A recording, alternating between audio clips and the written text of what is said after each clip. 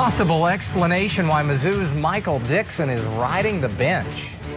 Charitable donations are up according to a national survey. How does Missouri match up to the rising trend? KOMU-8 News at 10 starts now.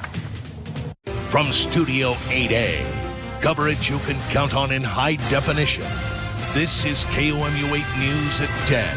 New details tonight why an MU basketball player has been benched so far this season. Good evening, everyone. I'm Danny Spiewak. And I'm Jim Rick. Thanks for joining us. Missouri senior guard Michael Dixon has been kept off the court with very little explanation. You've probably been hearing about tweets from someone who says she is Dixon's alleged victim. We have those tweets and text messages, but we will not air them at this time until we can confirm the report. Here's what we do know. Dixon has been suspended from all 6 Missouri games and 2 exhibitions thus far. He's been with the team, but sitting on the bench. He traveled with the team to the Bahamas last week for a tournament. KOMU-8's Veronica Polivania joins us now in the studio with the latest on a criminal investigation.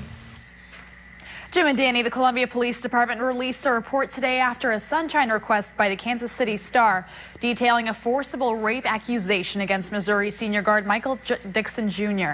The alleged rape was reported August 20th, but according to the police report, the case was closed on November 16th after the Boone County Prosecuting Attorney's Office ruled there was insufficient evidence to file charges. So the university's Student Conduct Committee stepped in and suspended Dixon. In such cases, a student who has been suspended can appeal to MU Chancellor Brady Deaton, who can then overturn the decision. So far, Coach Frank Haith has only said the suspension came from a violation of team rules. KOMU-8 News asked police about a possible investigation in early November, but we were told there was nothing to report. Mexico police have yet to file a police report on a fight that broke out more than a week ago. The incident left one 18-year-old with 20 stitches in her mouth. To warn you, some images here are going to be graphic. Police responded to a fight around 4 a.m. where the woman says she was assaulted by a man. They say the man was released from prison 2 weeks ago and has continuously made threats. He's a felon. He's on parole. They could have held him until the next day at least.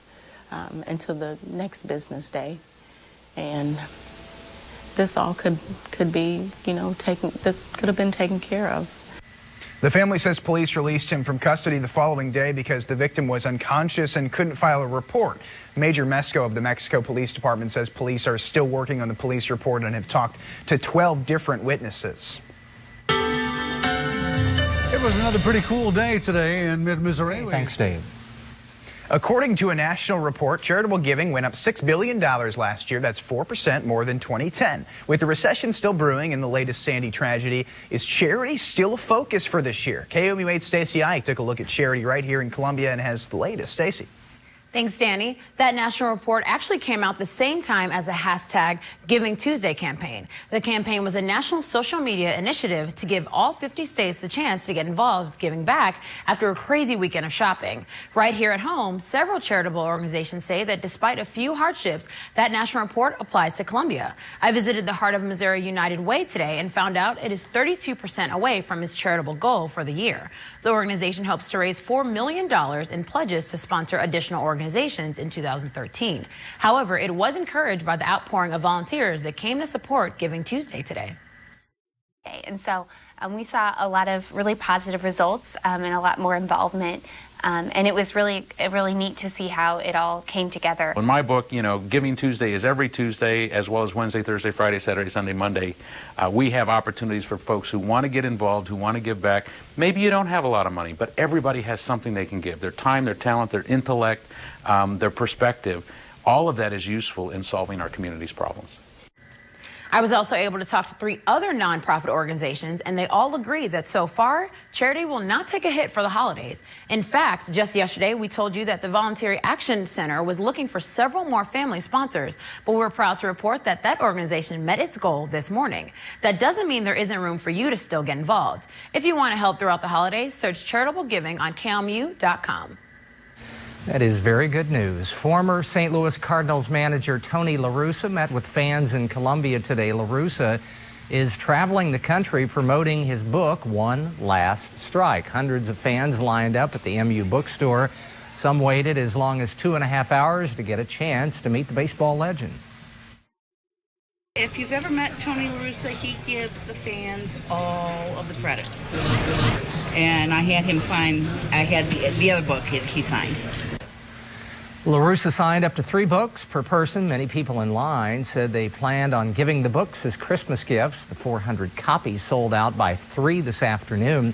Fans in line said Sam's Club, Walmart, and Barnes & Noble also sold out by 4:30. La Russa will hold book signings in Kentucky, Mississippi, Alabama, and Tennessee before wrapping up the tour in California next month. President Obama met with Mexico's newly elected president, what the two hope to work on together. And Missouri Democrats already pushing for what they're calling an urgent issue for the 2013 legislative session. President Obama met with newly elected Mexican President Enrique Peña Nieto at the White House this afternoon. Nieto's visit comes just 4 days before he takes office on December 1st. Obama praised his reform agenda, said he was confident the two countries could work together to strengthen economic and trade ties. Obama also said the two could work together to tighten border security. 5 people were killed when fire raced through a farmhouse in northwest Ohio. Authorities believe 2 adults and 3 children who lived in the house were killed. The coroner still has to identify the remains. The fire was reported by a truck driver around 3 in the morning. The house was engulfed in flames when firefighters arrived. No word on a cause yet. The family bought the home 8 years ago. According to county records, the house was built 128 years ago. Hurricane Sandy's New York victims are approved for more than $664 million in federal aid. FEMA says more than 230,000 New Yorkers have asked for assistance since the storm hit. So far, officials have done more than 31,000 home inspections. Workers are now going door to door explaining what types of disaster assistance is available and how to register. Back in mid-Missouri, the start of the legislative session is a little more than a month away. Democrats are already pushing for a bill that calls for campaign finance reform. Minority Democrats are calling this an urgent issue for the 2013 legislative session. The bill would require non-for-profit organizations to disclose donors and restrict the way contributions are invested.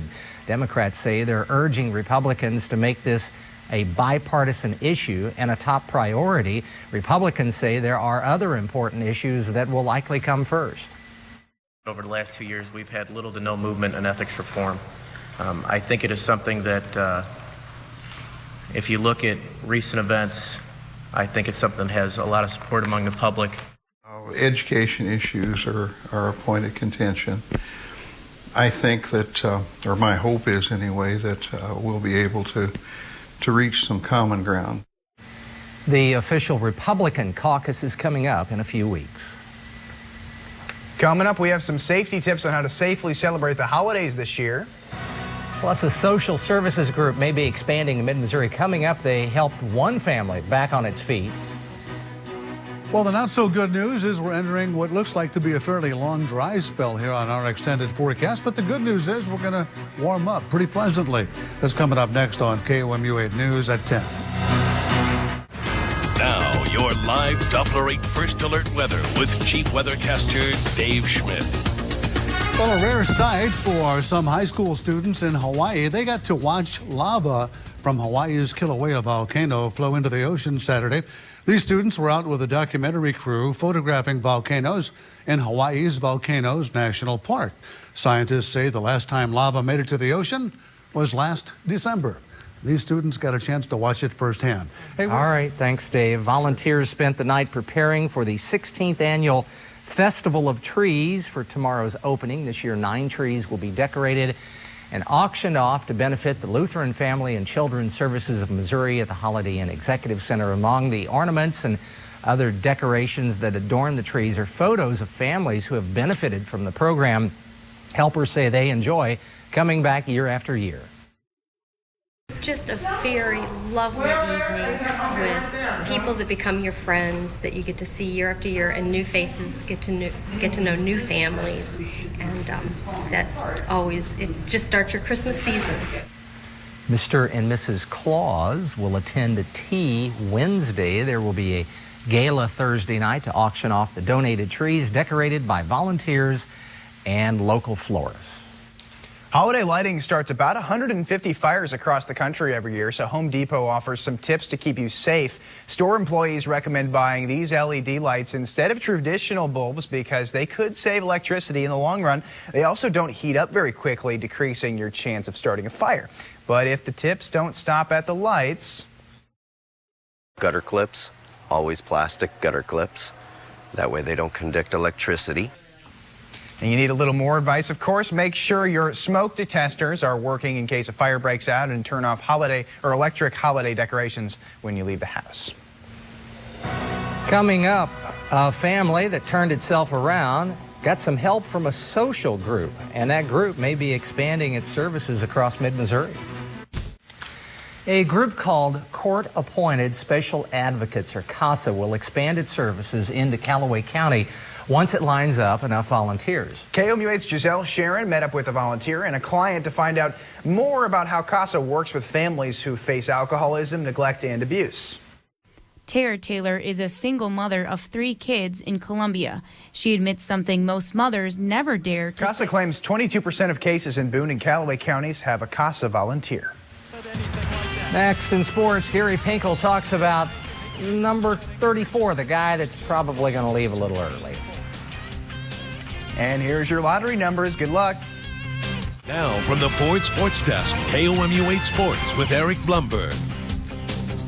Hello, everyone. For the first time since 2004, Missouri football wrapped up its season with a press conference before a bowl game. The Tigers finished the season. Now, back to the boys at the news desk. Eric, thank you very much. Everyone is always trying to make an extra buck or two. Yeah, but aren't we all? Coming up, we'll tell you about one man who's using his head literally. A Texas man uses his head to brainstorm a billboard idea. The surface of Brandon Chikotsky's bald head is apparently the perfect place to advertise for $320. The creator of baldlogo.com and his team will spend 6 hours hitting the streets of Austin, drumming up attention for whichever company is emblazoned on his head. Competition's going to get fierce for this one. The website donates a percentage of its profits to a foundation that supports those with an autoimmune disease that causes hair loss. Coming up on KOMU-8 News today, the Missouri Hospital Association will release new research about the economic impact of expanding Medicaid to adults. Plus, Cole County will hold budget hearings all day tomorrow from different county officials. And weather-wise, here's another look at things. While we've had a couple of pretty chilly days today and yesterday, things are looking much better as we begin the warm-up tomorrow. Even into the weekend, we're looking at temperatures in the low 60s, but no rain in this forecast. Remember, you can always go to KOMU.com 24/7 for the latest news, weather, and sports. Gary Pinkel answering a lot of questions today. Yeah, he talked with the media for about 35 minutes and explained whatever you wanted to know about the past season and talked about the future. One of the interesting things that he mentioned was he is excited to get back to work, showed up on Monday morning at 5 a.m. and was in the gym lifting weights. Got to get ready for the season. I'm not usually up at 5 a.m. lifting weights. No.